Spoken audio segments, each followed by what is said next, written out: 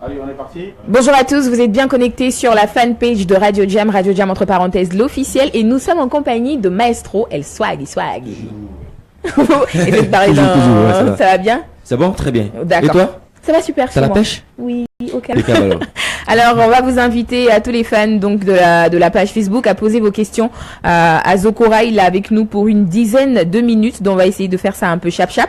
En attendant que les gens commencent à poser leurs questions sur la page Facebook, on a Barbarita et Enoch qui ont des questions déjà prévues. Bonjour Zokora. Bonjour.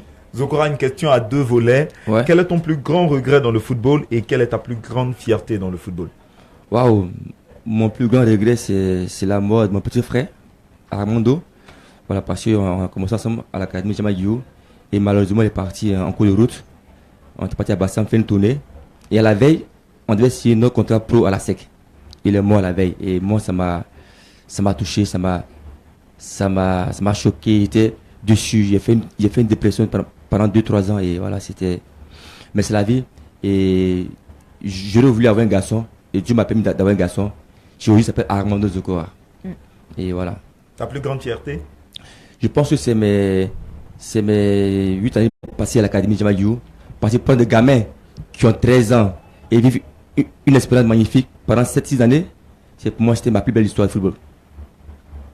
Alors, Zokora, il nous a été confié que tu exerces désormais dans le social. Ouais. Qu'est-ce qu'il en est exactement? Donc, en fait, c'est l'AJPA. C'est l'association de la jeunesse pour la promotion de l'auto-emploi. C'est quoi en fait? C'est de permettre aux jeunes d'être indépendants financièrement. Et moi, je suis l'ambassadeur. Donc voilà, je vais faire des actions sociales à titre personnel et aussi aider ces enfants-là, leur donner l'opportunité de pouvoir réussir, de pouvoir de l'avant. Et comme toi, je l'ai dit, la jeunesse, c'est le présent. C'est en pensant aux jeunes sur le présent, ils peuvent se focaliser sur le futur. Donc c'est ma démarche, je pense qu'elle est noble. Et aujourd'hui, je suis accompagné par le ministère de la Jeunesse, par l'agence Emploi Jeune qui me soutient dans mon acte. Zokora, comment est-ce que tu apprécies le fait que les médias s'intéressent à ta vie, à toi, Ouais. au-delà de ta vie professionnelle? Ouais. Vous savez, quand tu es une icône et quand tu es un people, et du coup, quand tu te mets avec une célébrité, du coup, ça fait un buzz. Mais voilà, aujourd'hui, je suis tranquille, je pense à la jeunesse, et pour moi, c'est le plus important. Selon toi, Zokora, qu'est-ce qui a manqué à votre génération des éléphants et qu'est-ce qui manque aussi à la génération actuelle? Bon, je pense que nous, c'était un peu peut-être un manque de chance, de réussite, parce que voilà, on avait un groupe magnifique avec toutes les stars qu'il y avait, Drogba, Didier, Zokora, Yaya Touré, Kolo, Gervinho. Et voilà, on a fait 5 Coupes d'Afrique, 2 finales perdues, et voilà. Moi, je suis une fois très spirituel, et je lui ai dit ça, je mets ça sur le compte de Dieu, et voilà. Nous, on a creusé le puits. On est parti, ils sont arrivés, ils ont bu l'eau. Qui gagne? C'est la Côte d'Ivoire. Donc, je pense qu'on a fait quand même notre devoir en tant qu'ambassadeur de la Côte d'Ivoire. Pendant quelques années, on a servi le pays. Et voilà, ils sont arrivés les jeunes. Et Dieu a permis qu'eux puissent prendre cette coupe-là. Et c'est la vie. Et il faut essayer d'avancer et apporter un plus à son pays. Justement, votre génération, en l'occurrence avec Didier Drogba, a beaucoup impacté le football ivoirien. Ouais. Et on s'était dit que après votre retraite, vous allez faire une reconversion dans la fédération ivoirienne même de football. Est-ce que vous êtes totalement détaché ou vous avez des activités avec la fédération? Non, pas du tout. Je pense que voilà, le football, c'est notre passion. C'est le métier de tout le monde. Et aujourd'hui, il y a Kolo qui est adjoint pour la sélection de Côte d'Ivoire. Il y a Baki qui est à la SEC, Drogba qui est investi au WAC et moi qui suis à AFAT. Donc du coup, forcément, on est impliqué sur le plan sportif pour la Côte d'Ivoire parce que c'est notre devoir. Pour ce qu'on a vécu par rapport aussi à notre expérience internationale, notre devoir c'est d'apporter plus sur le plan sportif de la Côte d'Ivoire. Et par rapport à la sélection nationale? Ouais. Je pense que c'est une équipe assez jeune qui est en train de se reconstruire. Donc il faut être patient envers eux et ça ira. On parlait à l'instant de ton nouveau projet. Ouais. Quelles sont les activités prévues pour cette année? Cette année déjà, on va faire une caravane, un concert géant à Bassam, au stade municipal.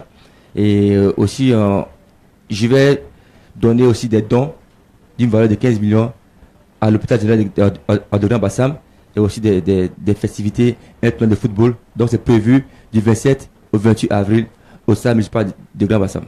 Alors il y a Jack Leroy sur Facebook qui demande ce que le foot t'a apporté. Le foot m'a apporté beaucoup de choses. La stabilité financière déjà, c'est important. Et aussi le voyage, l'expérience. Je suis bilingue aujourd'hui, je peux parler français, anglais, espagnol. Et voilà, c'est c'est ma vie, le football. Stabilité financière, le mot est lâché. Ouais. Quel est ton regard sur la situation qu'a traversée Ebou Emmanuel? Moi, franchement, j'ai appris ça comme tout le monde, dans les journaux. Sinon, j'ai pas de grand chose là-dessus, ouais. D'accord. Quels sont donc tes nouveaux défis, à part bien sûr l'Asie, FAD, à part cela, à part le sport, le social, les défis personnels de Maestro? Mais personnel, je l'ai déjà fait, voilà. Je suis le joueur le plus capé de ma génération. J'ai fait 5 Coupes d'Afrique, 3 Coupes du Monde. Aujourd'hui, j'ai mis un thème à ma carrière sportive. Donc, je vais apporter ça à la jeunesse. Voilà, ça, c'est mon défi le plus important en ce moment. Inculquer donc les valeurs de travail à la jeunesse Bien ivoirienne. sûr, voilà. Leur donner l'opportunité de travailler. Parce que moi, de ma vie, j'ai la chance, j'ai l'opportunité de pouvoir faire de ma passion un métier. Et c'est mon devoir de montrer ça aux jeunes pour dire, des zéros, on peut être un héros. Justement, parlons donc de votre association. Comment faire pour entrer en contact avec vous?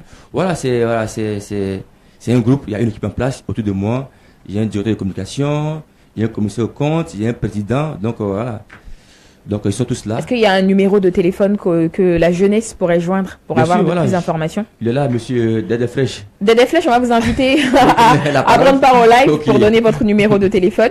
Ok, ça marche alors. Comme ça, ils pourront vous contacter pour leurs différents projets. On peut mieux expliquer par rapport à la tenue. En tout cas, merci beaucoup pour ce direct. Je vais donner d'abord les contacts téléphoniques. C'est le 51 92 51 99 et le 58 66 57 et 66. Voilà ce que je voulais juste dire. Et puis, vous dire que aujourd'hui, le nouveau combat de Didier Zokora, c'est de pouvoir permettre à cette jeunesse ivoirienne en particulier qui est oisive, de permettre à cette jeunesse de pouvoir se prendre en charge. Vous savez que aujourd'hui, la pauvreté est un esprit et un état d'esprit. Je crois qu'aujourd'hui, il est temps que cette jeunesse se lève et qu'elle prenne son destin en main. Parce que, comme on le dit souvent, la main ne quittera pas du ciel pour tomber. Il faut se battre.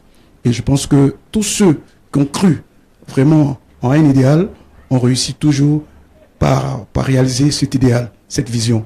C'est pour ça que Didier Zokora a un slogan qui dit que même si aux yeux des gens, ta vie n'a pas de sens, il n'y a que toi seul qui puisse donner un sens à ta vie. C'est l'homme qui donne un sens à sa vie. En tout cas, merci encore pour ce direct. Ah, c'est tellement bien dit. Donc, pour les personnes qui veulent le numéro, vous allez juste réécouter donc le direct. Alors, il y a Neige Zahiri sur Facebook, l'avant-dernière question qui demande, avant que Enoch ne pose la dernière, quel est ton plus grand souvenir avec les éléphants de Côte d'Ivoire? Ouais, ça reste en 2006, la victoire face au Soudan.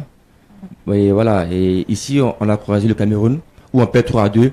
Ça, tous les Ivoiriens, vous avez lynché, insulté, dites tout le nom. Bon, pour moi, c'est compréhensible. Après, on part au Soudan et on gagne 4-1. Et en temps, on avait un cadreur qui était à Yaoundé. Et on l'appelle.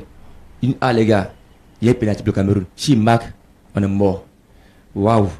Tous les dieux, on a appelé tous les dieux. Bismillah Rahman Rahim, Vierge Marie. Et heureusement, on est passé sur ce tour-là. Et pour moi, ça reste un souvenir inoubliable. Effectivement, en 2006, première qualification des éléphants pour la Coupe du Monde. Ouais. 3 qualifications de suite jusqu'en récemment au Brésil. Et pour cette année, en 2018, la Russie, les éléphants ne feront pas partie de l'épopée. Il pose des questions difficiles.